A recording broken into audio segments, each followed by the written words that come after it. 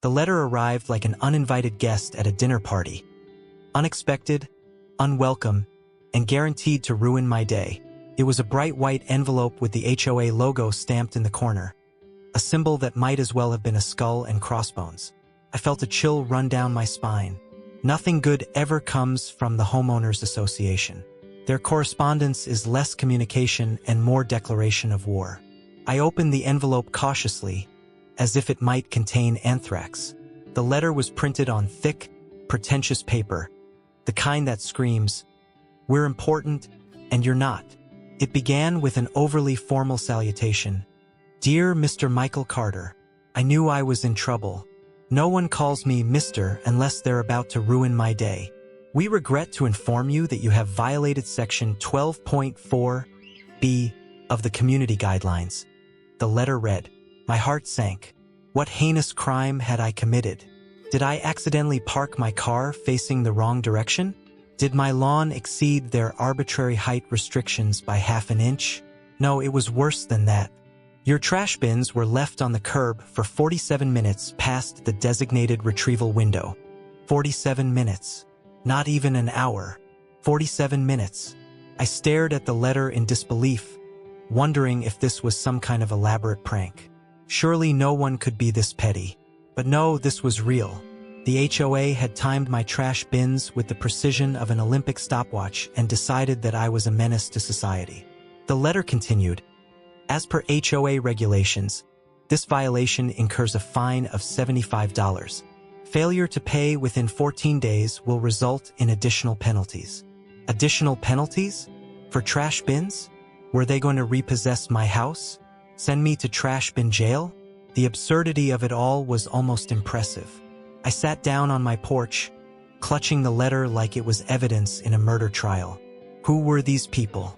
Did they have nothing better to do than monitor my driveway like hawks circling their prey? Was there a secret HOA surveillance team hiding in bushes with binoculars? The sheer pettiness of it all made me want to laugh and cry. But here's the thing about me. I don't take kindly to petty tyranny. If they thought I was going to pay $75 for leaving my trash bins out for 47 minutes, they clearly didn't know who they were dealing with. I decided to investigate further because, frankly, I couldn't believe this was happening. I pulled out the HOA handbook, a thick tome of bureaucratic nonsense, and flipped to section 12.4b. There it was in black and white. Trash bins must be removed from curbside within 30 minutes of waste collection. 30 minutes. Who has time for that?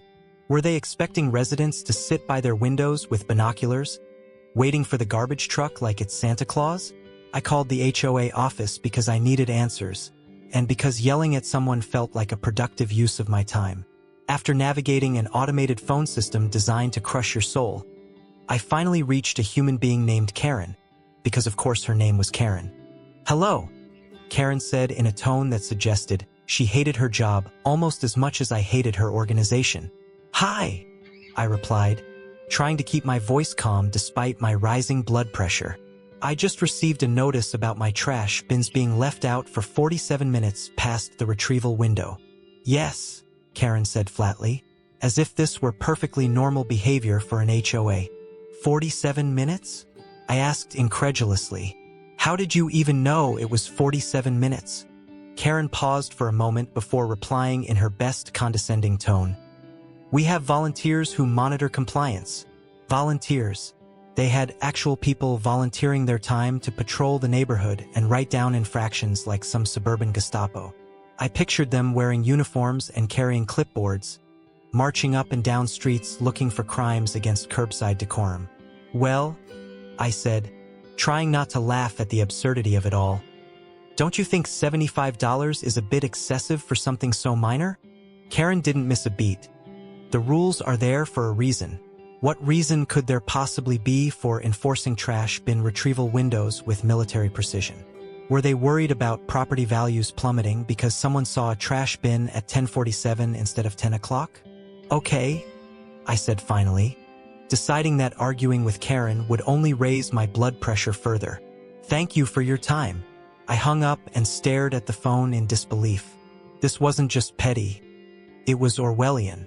But if they thought I was going to pay $75 without a fight, they were sorely mistaken. No one finds me over trash bins, not without consequences.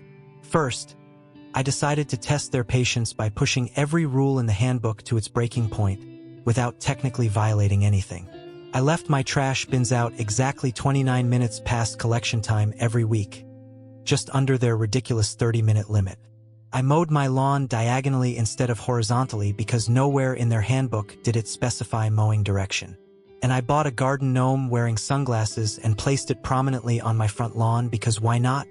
It wasn't long before another letter arrived, this one accusing me of disruptive landscaping choices. Apparently, my gnome violated section 8.3a, which prohibited decorative items deemed inappropriate or distracting. Inappropriate or distracting. It was a garden gnome. What did they think it was going to do?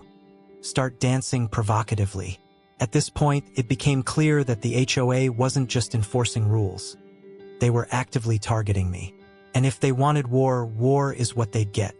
I started researching HOAs like it was my full-time job. Reading articles, watching videos, even consulting legal experts online.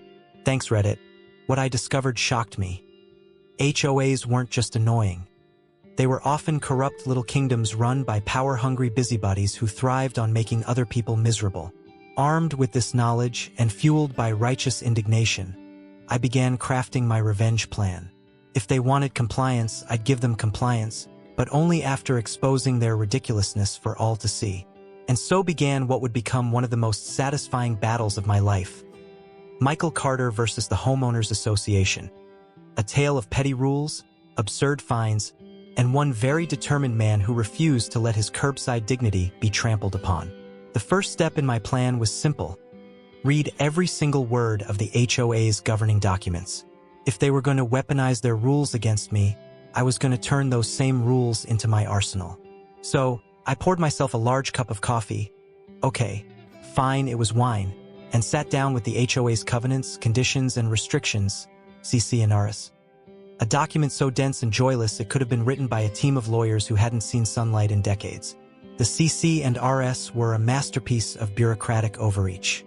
There were rules about lawn height, mailbox colors, acceptable holiday decorations, spoiler, inflatables were strictly forbidden, and even the maximum number of cars you could park in your own driveway.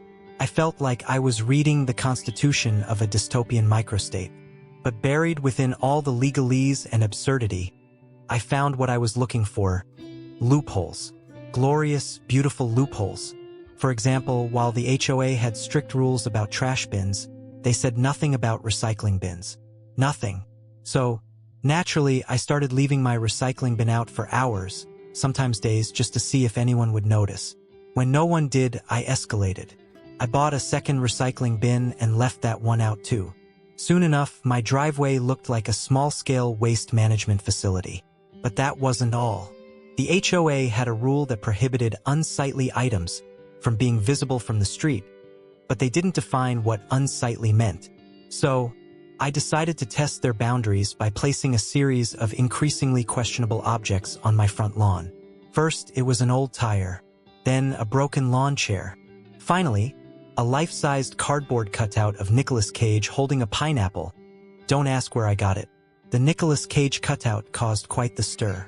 Within hours of putting it up, I noticed neighbors slowing down as they drove past my house. Some even stopped to take pictures. It wasn't long before another letter arrived from the HOA. This one was hand-delivered and written in all caps. Remove the unsightly object immediately or face additional fines. I responded by moving Nicolas Cage to my backyard, where he was still visible from the street if you craned your neck just right. While my antics were entertaining, at least to me, they weren't enough. If I wanted to truly take down the HOA, or at least make them regret ever messing with me, I needed to dig deeper. So I started attending their meetings. Let me tell you something about HOA meetings.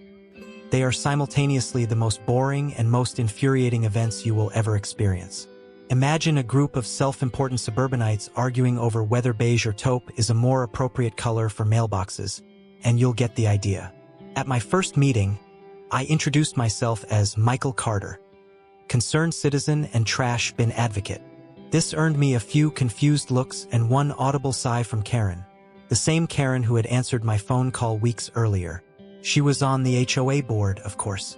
The meeting dragged on for hours as they debated issues so trivial I wondered if we were all part of some elaborate social experiment.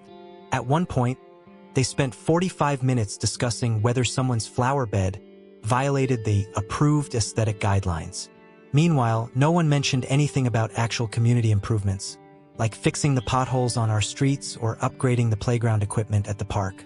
When it was finally time for public comments, I stood up with my carefully prepared speech. "Good evening," I began, trying to sound as serious as possible despite wanting to burst out laughing. "I'd like to address what I believe is an urgent issue facing our community: the overregulation of trash bins." A few people chuckled nervously. Others just stared at me like I'd grown a second head. "As residents," I continued, "we deserve the freedom to manage our trash bins without fear of surveillance or excessive fines.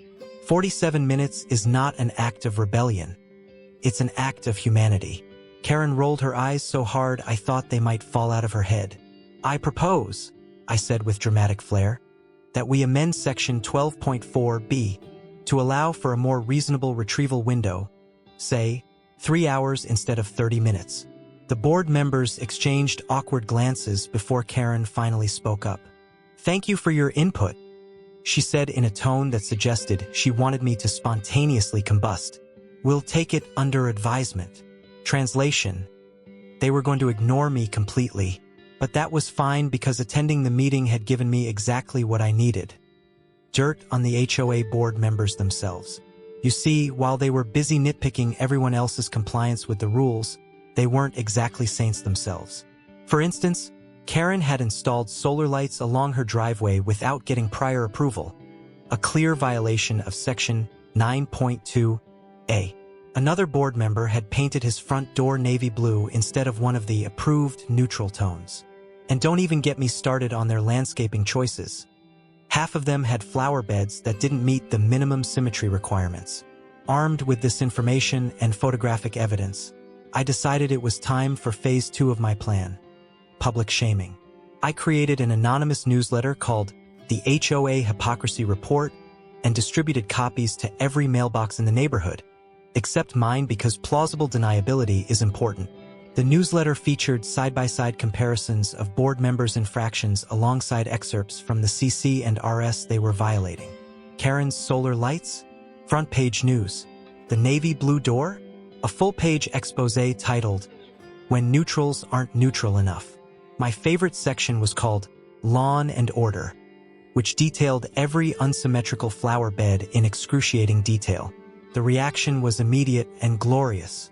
Neighbors started gossiping about the board members' hypocrisy at every opportunity. During morning dog walks, at backyard barbecues, even in line at the local coffee shop. The HOA board tried to figure out who was behind the newsletter, but since it was printed anonymously at an office supply store 2 towns over, thank you very much, they had no leads. Meanwhile, I continued my campaign of petty defiance, always staying just within the bounds of their ridiculous rules while making their lives as difficult as possible. Every time another letter arrived in my mailbox threatening fines or legal action, it only fueled my determination. Because here's the thing about HOAs. They thrive on fear and compliance. But once you stop being afraid and start fighting back, they lose their power. And let me tell you, I wasn't afraid anymore. The HOA's retaliation came swiftly, like a passive-aggressive thunderstorm. It started with an official notice delivered to my door, hand-delivered this time because apparently they wanted me to feel the weight of their disdain. The letter was printed on the same smugly thick paper as before, but this time it was stapled to a second document: a formal summons to attend a disciplinary hearing. Yes, you read that correctly, a disciplinary hearing. For trash bins, garden gnomes, and Nicolas Cage. The summons outlined a list of my infractions, which read like a comedy sketch. 1. Failure to remove trash bins within the designated window, multiple offenses. 2. Displaying unsightly objects visible from the street. See Nicolas Cage. 3. Distributing defamatory materials about the HOA board. aka my glorious newsletter. They were clearly pulling out all the stops to make an example of me. I could practically hear Karen cackling as she drafted the letter, probably while sipping her third glass of boxed wine. Now, I could have ignored the summons entirely. After all, what were they going to do? Send the HOA SWAT team to drag me out of my house? But no, ignoring it would have been too easy and far less fun. If they wanted a showdown, I was more than happy to oblige. The hearing was scheduled for a Saturday morning in the HOA's community center, a beige building that smelled faintly of mildew and despair. I arrived 10 minutes early, dressed in my finest suit, because if you're going to war, you might as well look good doing it. In one hand, I carried a leather-bound notebook filled with my notes and evidence. In the other, I carried a thermos of coffee labeled HOA Tears. The room was set up like a courtroom, complete with a long table where the board members sat in judgment. Karen was seated in the center, flanked by two other board members who looked like they'd rather be anywhere else. A small audience of neighbors had gathered to watch the spectacle, most of them there purely for entertainment value. Karen opened the proceedings with her usual flair for melodrama. "Mr. Carter," she began, her voice dripping with faux authority, "you stand accused of multiple violations of our community guidelines. Do you have anything to say for yourself?" I stood up and adjusted my tie. "Yes," I said confidently. "I'd like to thank you for hosting this event. It's not every day that I get invited to such an important gathering of bureaucratic excellence." A few people in the audience chuckled. Karen's eyes narrowed into slits. "Let's begin with your first violation," she said sharply. "Repeated failure to remove trash bins within the designated window." I nodded solemnly and pulled out a copy of the CC&RS, the same document I had spent hours dissecting like it was the Rosetta Stone. "Ah yes," I said, flipping to section 12.4b, the infamous trash bin rule. Nowhere in this section does it specify how violations are monitored or enforced. So my question is, who exactly is timing these bins? And what qualifications do they have? Are they certified trash bin inspectors? Karen looked flustered but managed to sputter something about volunteer compliance officers. I raised an eyebrow.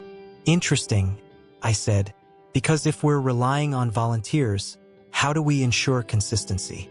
What if one volunteer's watch is 5 minutes fast? What if another has poor eyesight and mistakes a recycling bin for a trash bin? The possibilities for error are endless." The audience laughed again, louder this time. Karen's face turned an impressive shade of crimson. "Moving on," she snapped, clearly eager to regain control. "Your second violation, displaying unsightly objects visible from the street." I smiled and pulled out an 8x10 glossy photo of Nicolas Cage holding his pineapple, taken from my own front yard at sunset because I'm nothing if not dramatic. "This," I said, holding up the photo for everyone to see. "This is art." The room erupted in laughter. Karen banged her gavel. Yes, she had a gavel, and glared at me. "It is not art," she hissed. "It is inappropriate and distracting." "Inappropriate," I repeated innocently. "According to whom?" Because section 8.3a doesn't define what constitutes unsightly. That's entirely subjective. I paused for effect before adding, "And frankly, I think Nicolas Cage is delightful." At this point, even one of the other board members cracked a smile.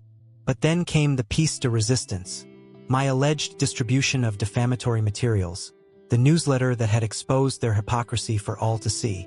Karen leaned forward like a prosecutor delivering her closing argument.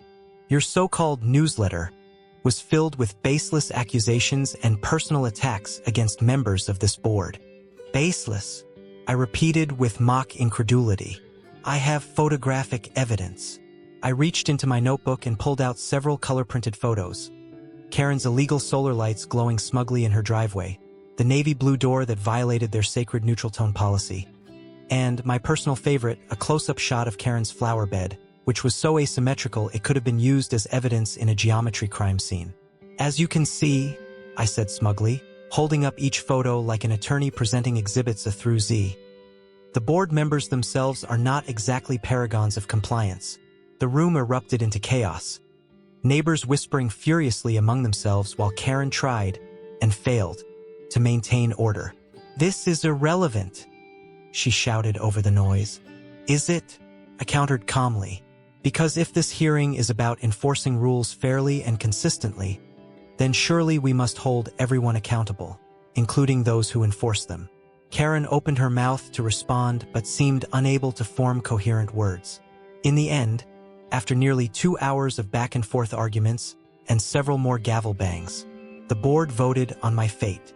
To no one's surprise, except maybe Karen's, they decided not only to waive all fines but also to revise several sections of the CC and RS based on my recommendations.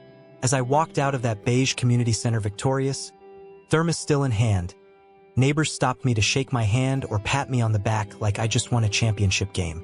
"You're a hero," one woman whispered conspiratorially.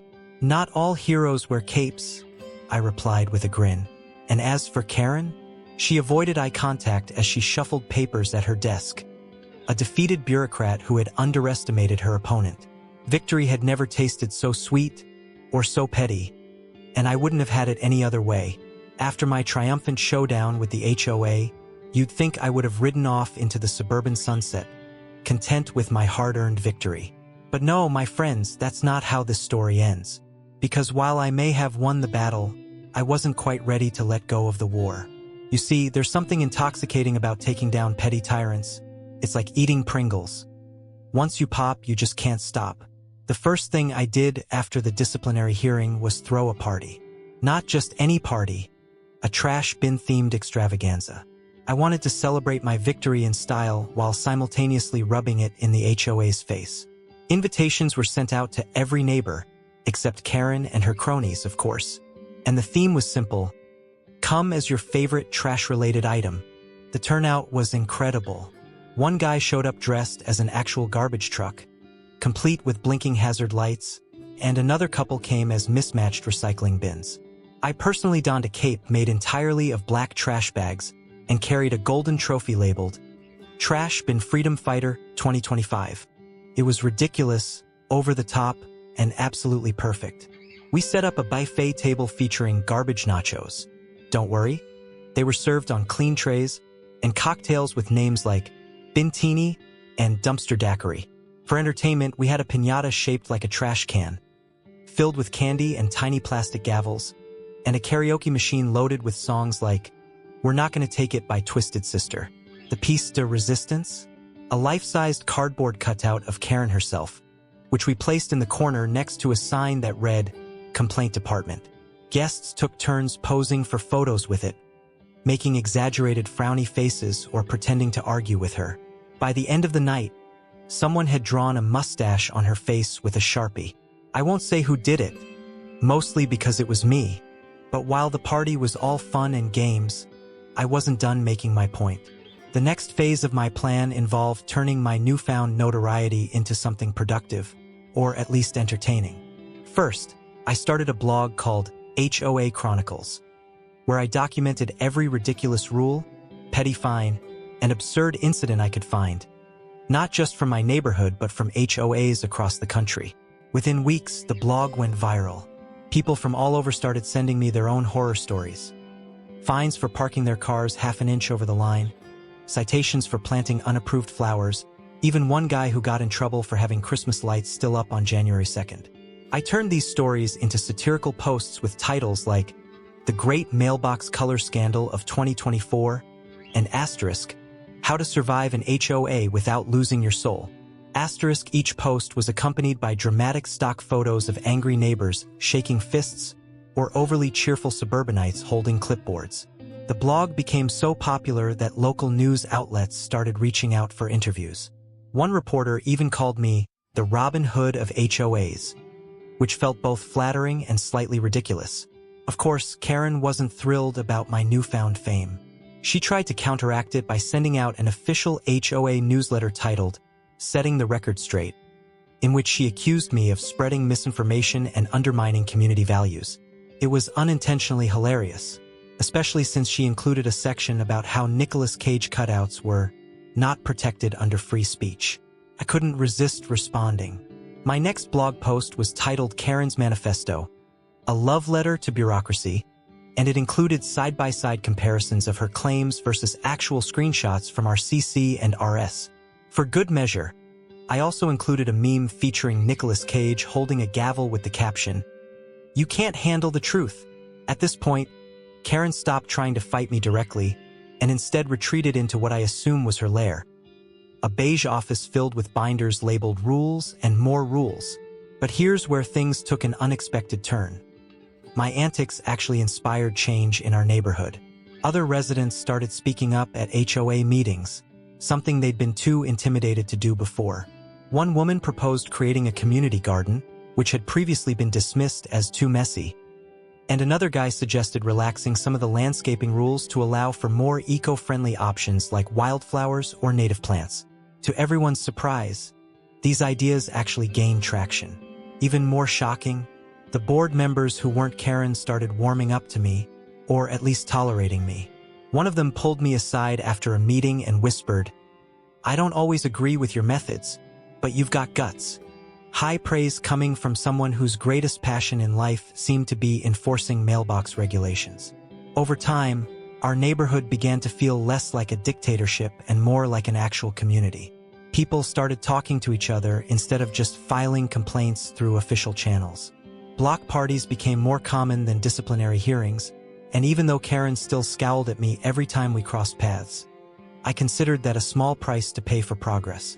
As for me, well, I decided to retire from active HOA warfare, at least for now. After all, even revolutionaries need a break occasionally. These days, I spend most of my time enjoying my newfound freedom, leaving my trash bins out as long as I damn well please, decorating my lawn with whatever ridiculous objects strike my fancy, current centerpiece, a flamingo wearing sunglasses, and sipping coffee on my porch while watching Karen drive by in silent fury. And yes, Nicolas Cage is still proudly displayed in my backyard. So what's the moral of this story? Maybe it's that standing up to petty tyranny is always worth it, even if it's just about trash bins. Or maybe it's that humor is one of the best weapons we have against bureaucracy run amok. Or maybe there isn't any grand moral at all. Maybe this is just a tale about one man refusing to let his neighborhood be ruled by clipboard-wielding busybodies. Whatever it is, I hope you've enjoyed coming along for the ride. And if you're dealing with your own HOA nonsense right now, just remember, you're not alone. Oh, and one last thing, if you like this story, or if you just hate HOAs as much as I do, don't forget to like this video, share it with your friends, leave a comment below about your own HOA horror stories, and subscribe for more tales of suburban rebellion. Together, we can take down tyranny one trash bin at a time.